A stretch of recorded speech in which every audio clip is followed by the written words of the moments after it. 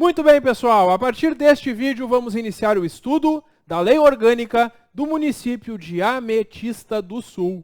Conteúdo previsto aí na legislação. Depois da Lei Orgânica, vamos estudar os demais conteúdos e lá no final do curso teremos um simulado. Ali, quando estiver pertinho da prova, eu vou trazer para vocês uma lista de questões que eu mesmo vou elaborar no estilo da banca, tentando adivinhar como que esse conteúdo vai estar na tua prova. Então, nosso método de estudo é acompanhar a legislação. Eu vou explicar os principais pontos, aqueles mais importantes, que mais são cobrados em prova.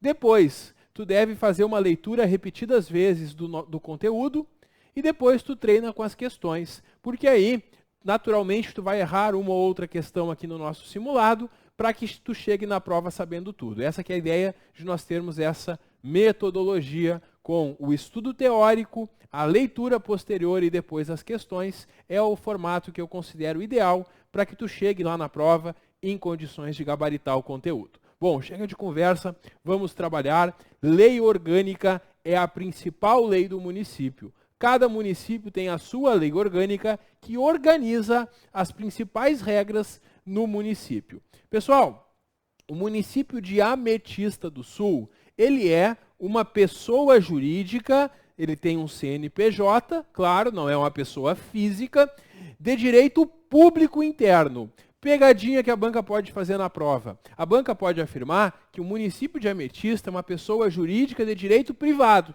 E aí tu sabe que está errado, porque é uma pessoa de direito público interno. E como a gente sabe, o município de Ametista do Sul integra o Rio Grande do Sul e também o Brasil. Possui a sua autonomia político-administrativa e financeira. O município tem as suas próprias decisões, porque o povo de Ametista elege seu prefeito, vice e os vereadores. O município de Ametista, portanto, ele é autônomo, claro, em relação ao Estado e à União. Quando foi feita esta lei, lá em 1993, foi mantido o território do município. E os distritos do município e subdistritos podem ser criados, organizados e extintos por lei municipal. A banca pode perguntar isso na prova. Claro, tu vai saber que é uma lei municipal. Eu não preciso de uma lei estadual ou federal para mudar os distritos do município. Isso é feito pela própria lei municipal aprovada pelos vereadores de Ametista do Sul. Símbolos do município: brasão, bandeira e o hino. A cidade de Ametista é a sede do município.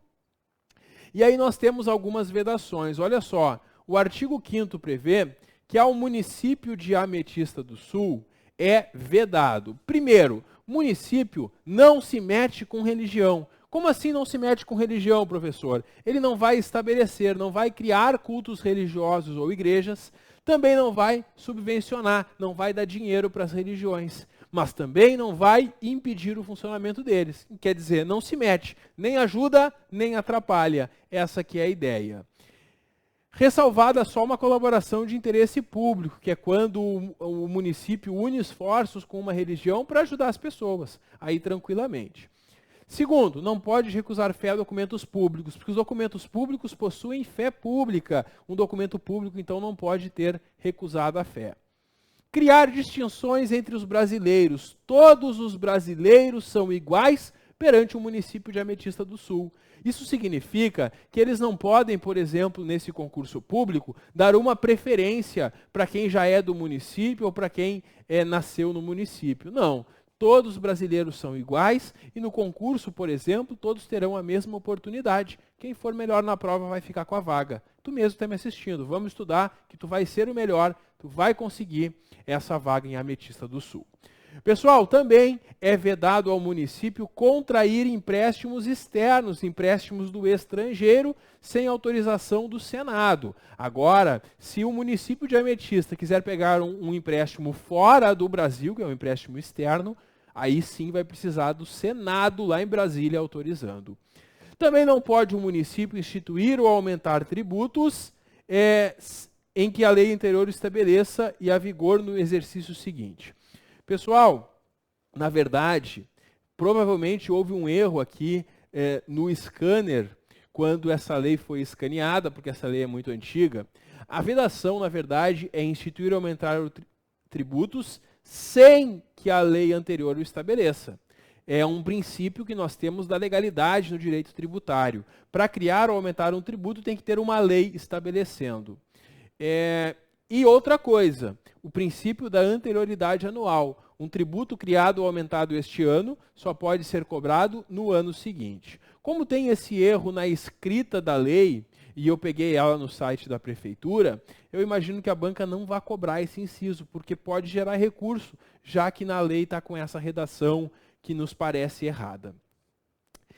Mas os demais incisos têm muita chance de serem cobrados. São bens do município que lhe pertenciam, também aqui nada de muito relevante.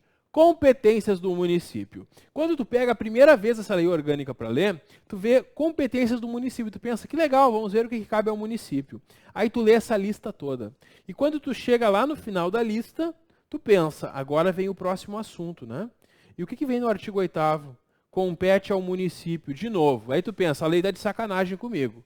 Quer dizer, o artigo 7º é a competência do município e o artigo 8º é a competência do município. Qual é a diferença? Por que 2 artigos? Por que não está tudo numa lista só? Por um motivo. As competências do artigo 8º, elas são do município de Ametista do Sul concorrentemente, ou seja, conjuntamente, junto com a União, que é o governo federal, e com o Estado, que é o governo estadual. Então, aqui no artigo 8º, nós temos uma lista de matérias que são competências do município em conjunto com o governo estadual e com o governo federal. E é claro, é fácil de identificar essas matérias. A questão da educação, alfabetização, acesso à cultura, proteção ambiental, fiscalização de alimentos, programas de moradia popular, combate da pobreza, assistência social em geral, acompanhar concessões de direitos de pesquisa e exploração de recursos no município, política de educação para a segurança do trânsito, abertura de estradas, defesa civil e animal e assim por diante. São matérias que a gente vê claramente que o município atua e que o governo estadual e federal, órgãos públicos federais e estaduais também atuam. Pois é. E no artigo 7º, a gente tem umas matérias que cabem somente ao município. E como é que isso pode cair na prova? A banca mistura as competências que são só do município, aqui do artigo 7º, com aquelas que são concorrentes. E ela pergunta no enunciado, compete concorrentemente. Aí ela quer como resposta só as que estão no artigo 8º. Aí ela coloca umas daqui, umas de lá e pergunta quais que estão corretas. Por isso, é muito importante que tu faça a leitura do artigo 7º memorizando. Estou lendo competências que são só do município de Ametista. E quando estiver lendo o artigo 8º, tu vai estar memorizando competências que são do município de Ametista do Sul, junto com o governo estadual e junto com o governo federal. Está aí a lista, vou deixar para vocês fazerem essa leitura e essa comparação, que tem uma boa chance de aparecer em prova. Bom, pessoal, aí vem o governo municipal. Nós temos os poderes. E quando a gente chega aqui na lei orgânica, a gente encontra 2 poderes. O legislativo, que é a Câmara de Vereadores, e o executivo, que é a prefeitura. Esses são os 2 poderes do município de Ametista do Sul. Agora, quando tu pega a Constituição Federal para estudar, tu se depara com 3 poderes. Porque na Constituição Federal também tem o poder judiciário. Os municípios, em geral, qualquer município tem só 2 poderes, legislativo e executivo. Lá no Estado e na União que nós teremos 3 poderes. Como é que eu faço se isso cair na prova, professor? Tu tem que olhar para o enunciado, porque a banca ela coloca, de acordo com a Constituição Federal, responda as questões tal a tal. Bom, se a questão for sobre a Constituição Federal, nós temos 3 poderes. Agora, se a questão colocar no enunciado, de acordo com a lei orgânica, responda as questões tais e tais. E aí uma questão sobre a lei orgânica, falando sobre poderes, são só 2 poderes, legislativo e executivo. É muito comum que a banca faça uma pegadinha dizendo, o município tem 3 poderes, legislativo, executivo e judiciário. Está errado, porque o município tem só 2 poderes. Quem tem 3 poderes é o Estado e a União. Cuidado com esse detalhe. Bom, depois nós temos o poder legislativo, que é fixado com um número mínimo de 9 vereadores. Pode ser mais, no mínimo 9. Quais são os critérios para mudar o número de vereadores, para aumentar além de 9? Pode aumentar observando o número de habitantes, conforme está previsto lá na Constituição Federal, tem os limites. E o número de vereadores é fixado por um decreto legislativo da Câmara de Vereadores até 90 dias antes das eleições. Até 90 dias antes das eleições, eles vão fixar a quantidade de vereadores para o próximo mandato. Claro, porque depois da eleição, a gente saberia quem seria beneficiado com o aumento do número, e aí não pode. Tem que fixar antes das eleições quantos vereadores vão ter no próximo mandato. Respeitando sempre os limites que estão lá na Constituição Federal, que estabelece um limite, conforme a população, um limite de vereadores para cada município. Bom, o artigo 12, ele prevê que, salvo disposição em contrário, quer dizer, em regra, salvo exceções, as deliberações, as votações, as decisões tomadas pela Câmara de Vereadores são por maioria de votos, presente a maioria absoluta dos seus membros. Duas informações. Eu tenho uma presença mínima e eu tenho uma quantidade de votos para aprovar. Qual é a presença mínima? Mais da metade dos vereadores. Para explicar as maiorias, eu vou utilizar 9 vereadores como total, certo? Porque a lei orgânica diz que são no mínimo 9, não diz quantos são, mas diz que são no mínimo 9. Então vamos lá. Vamos supor que existam 9 vereadores no município. Tem votação na Câmara hoje. Quantos vereadores têm que estar presentes para algo ser votado? Mais da metade de 9, que seriam no mínimo 5 vereadores presentes. E como é que vai ser a votação? Mais da metade dos presentes. Quer dizer, se tiver 5 vereadores presentes, com 3 votos eu tenho maioria. Se tiver 7 vereadores presentes, eu preciso de 4 votos para ter maioria. Se estão 9 vereadores presentes, eu preciso de 5 votos para ter maioria. Isso é a maioria de votos, que é a maioria simples, a maioria dos presentes. Em regra, salvo disposições em contrário, salvo exceções, regra geral, as votações aqui em Ametista do Sul na Câmara vão ser tomadas pela maioria dos presentes. E aí, então, a gente conta quantos vereadores estão presentes. Se tiver mais da metade dos votos, está aprovada a deliberação. Essa é a regra geral. Quando não vai ser assim? Quando a lei disser que é por maioria absoluta ou por maioria de 2/3. O que é maioria absoluta? É mais da metade, não dos vereadores presentes, é mais da metade do total de vereadores. E se nesse exemplo que eu dei são 9 vereadores no município, eu sempre vou precisar de 5 votos para aprovar algo por maioria absoluta. E 2/3? 2/3 é uma fração de 9, que seriam 6 votos, ainda mais difícil. E aí o artigo 13, ele traz algumas situações que são aprovadas por maioria absoluta. Depois, ao longo da lei, a gente vai ver outras que são também por 2/3. Olha só, quando for votar o orçamento do município, as leis orçamentárias, quando votar um pedido de empréstimo da prefeitura, quando a prefeitura quiser dar auxílio à empresa, para uma empresa se instalar no município, às vezes o município dá um auxílio, concessão de privilégios, ou matéria que trate de interesse particular, assim como as leis complementares, além de outros casos que a gente vai ver também, nesses casos todos se exige maioria absoluta dos vereadores, certo? Então memoriza para a prova que para todas essas hipóteses é necessário a aprovação da maioria absoluta dos vereadores. Bom, pessoal, a eleição a gente sabe que é de 4 em 4 anos, se elege prefeito, vice e vereadores. E aí, no primeiro ano de cada mandato, no primeiro ano de cada legislatura é a mesma duração de mandato, 4 anos. A Câmara vai se reunir no dia 1º de janeiro para dar posse para aqueles que foram eleitos vereador, prefeito e vice nas eleições, bem como eleger a sua mesa.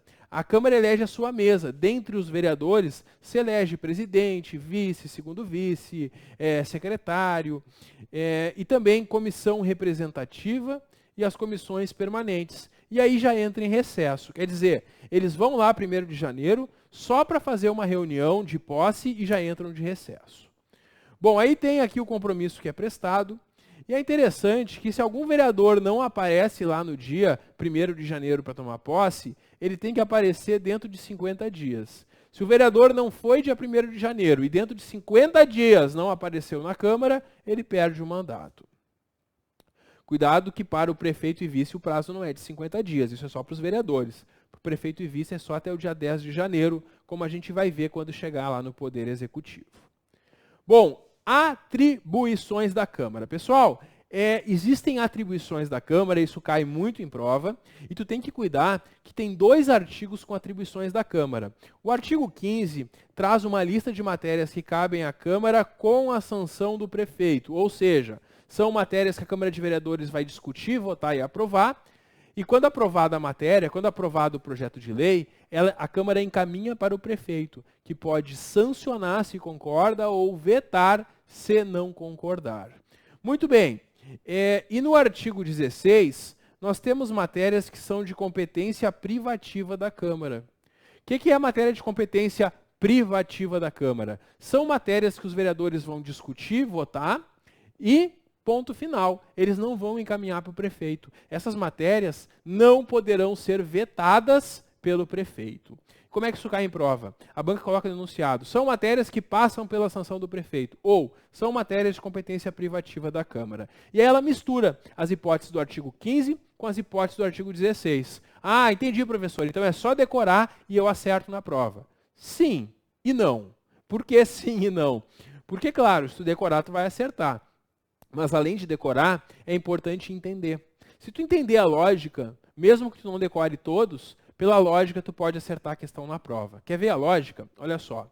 As matérias que envolvem dinheiro do município, ou seja, matérias que envolvem os orçamentos, os tributos, a criação de cargos no município, na prefeitura, cargos públicos, imóveis do município, serviços públicos, divisão territorial do município, criação de órgãos da prefeitura, como secretarias, também, dinheiro de novo, operações de crédito, transferência da sede do município, convênios e consórcios com outros entes, cancelamento da dívida, dinheiro de novo, concessão de auxílios, dinheiro de novo, plano diretor, que é a principal norma urbanística, nome das ruas, guarda municipal e uso do solo, todas essas matérias passam pelo prefeito, porque envolvem diretamente a gestão do dia a dia da prefeitura. E essa é a lógica.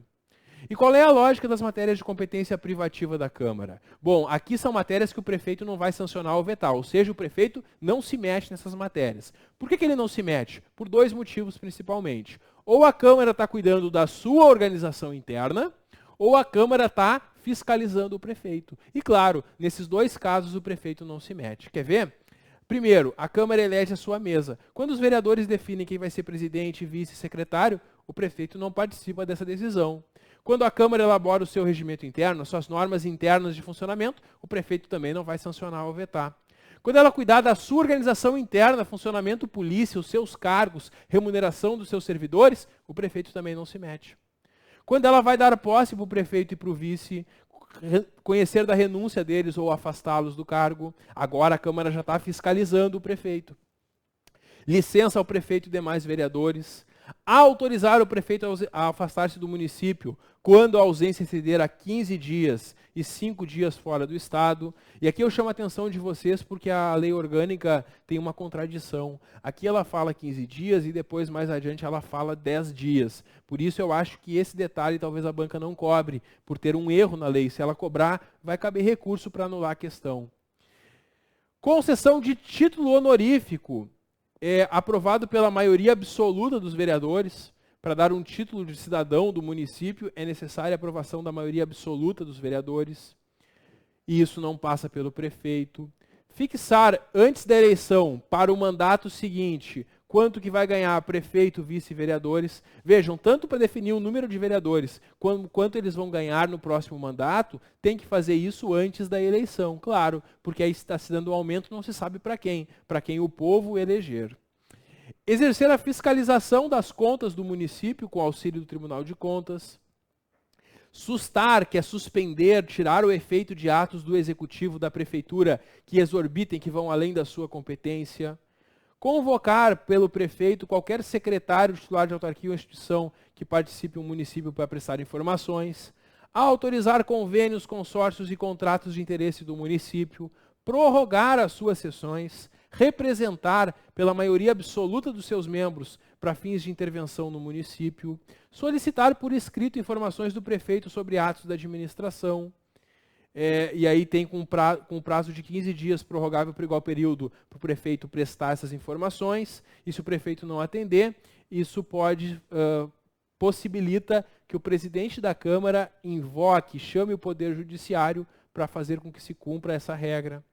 Criar comissões especiais, julgar o prefeito vice-vereadores nos casos que eles sofrem impeachment e podem vir a perder o mandato, propor ao prefeito execução de obras ou medidas de interesse da coletividade, apreciar veto, porque quando o prefeito veta o projeto, a gente vai ver que a Câmara pode derrubar esse veto, fixar a quantidade de vereadores para a legislação seguinte, decidir sobre a perda de mandato de vereador e tomar conhecimento das férias do prefeito. Vejam, ou a Câmara está cuidando da sua organização interna ou está fiscalizando a prefeitura em todas essas hipóteses. E as contas do município, elas ficam à disposição para que qualquer contribuinte, durante 60 dias, a partir de 15 de abril de cada ano, vá lá examinar. Pois é, e a consulta só pode ser feita no recinto da Câmara, onde deve ter pelo menos 3 cópias à disposição do público. Bom, depois vem a composição e eleição da mesa, e essa mesa da Câmara tem 5 membros. Um vereador vai ser o presidente, outro primeiro, segundo vice, outro primeiro e outro segundo secretário. 5 dos 9 vereadores, 9 no exemplo que eu dei, porque são no mínimo 9, podem ser mais. 5 vão estar nessa mesa.